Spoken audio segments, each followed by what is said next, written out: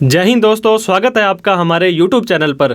दोस्तों, बहुत सारे लोगों का, बहुत सारे पेंशनर का ये क्वेश्चन आया था, क्या सर हमें भी इनकम टैक्स की रिटर्न भरनी पड़ेगी। तो इस वीडियो के अंदर दोस्तों आपके सारे के सारे डाउट क्लियर होने वाले हैं।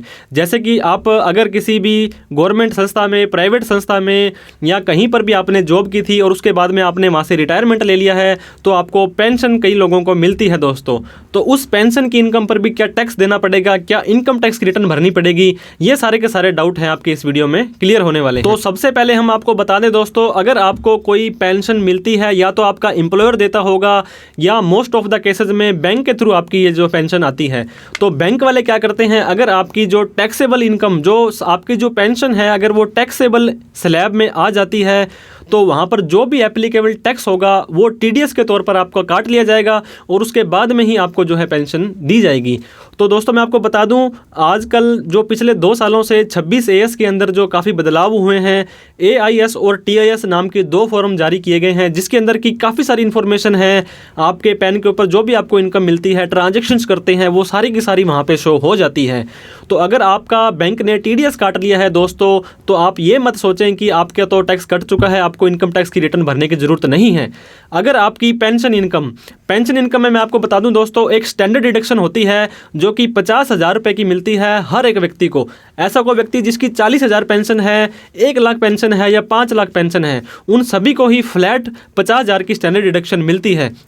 तो ये स्टैंडर्ड डिडक्शन घटाने के बाद में दोस्तों, अगर आपकी इनकम बेसिक एग्जम्पशन लिमिट से कम है तो आपको इनकम टैक्स नहीं भरनी है। अगर इससे ज़्यादा चली जाती है तो आपको इनकम टैक्स की रिटर्न भरनी पड़ेगी। अब दोस्तों, बेसिक एग्जम्पशन लिमिट है, ये क्या होती है और ग्रॉस टोटल इनकम क्या होती है। सबसे पहले मैं आपको बता दूं, ग्रॉस टोटल इनकम यानी किसी भी छूट लेने से पहले की सभी हेड्स को मिलाकर के इनकम। आपको पता होगा इनकम टैक्स में 5 तरह के हेड होते हैं: salary, PGBP, capital gain, house property, other source. अगर आपकी पेंशन के अलावा और भी कोई इनकम आ रही है और उन सभी इनकम को मिलाकर के आपकी जो एज है अगर 60 साल से कम है, क्योंकि बहुत सारे फौजी भाई ऐसे लोग हैं जो 60 साल से पहले रिटायरमेंट ले लेते हैं, तो उनके लिए 2.5 लाख रुपए, 60 साल से 80 साल के लिए जिन्हें कि सीनियर सिटीजन कहा जाता है, उनके लिए 3 लाख रुपए, और 80 साल से ज़्यादा कोई व्यक्ति है वो सुपर सीनियर सिटीजन होता है दोस्तों, उनके लिए 5 लाख रुपए है।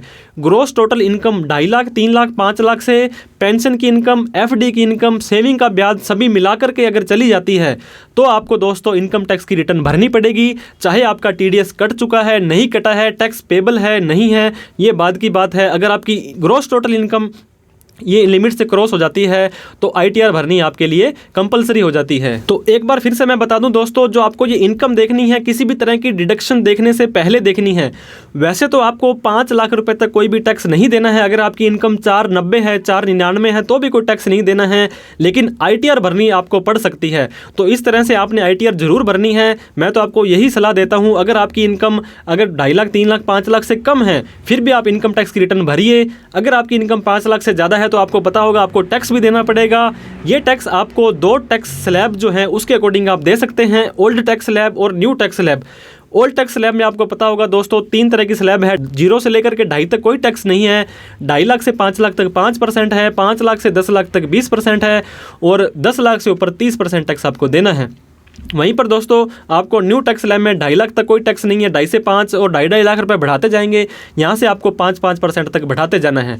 अगर आप इनकम टैक्स का नोटिस जो आईटीआर नहीं भरते हैं दोस्तों, अगर लिमिट से ज़्यादा आपकी इनकम आ रही है तो आपको पता होगा इन्फॉर्मेशन गवर्नमेंट को पहले से एआईएस, टीआईएस के माध्यम से चली जाती है, तो आपको किसी भी टाइम दोस्तों ये हाई वैल्यू ट्रांजेक्शन्स का नॉन फाइलिंग का नोटिस भेज सकते हैं, बिना बात से आपको परेशान कर सकते हैं।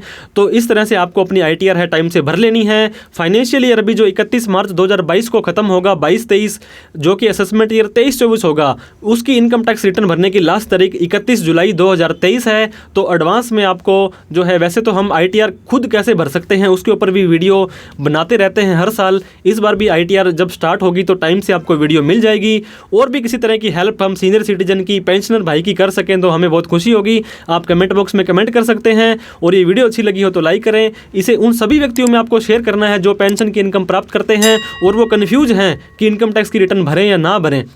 तो थैंक यू सो मच दोस्तों। जय हिंद, जय भारत।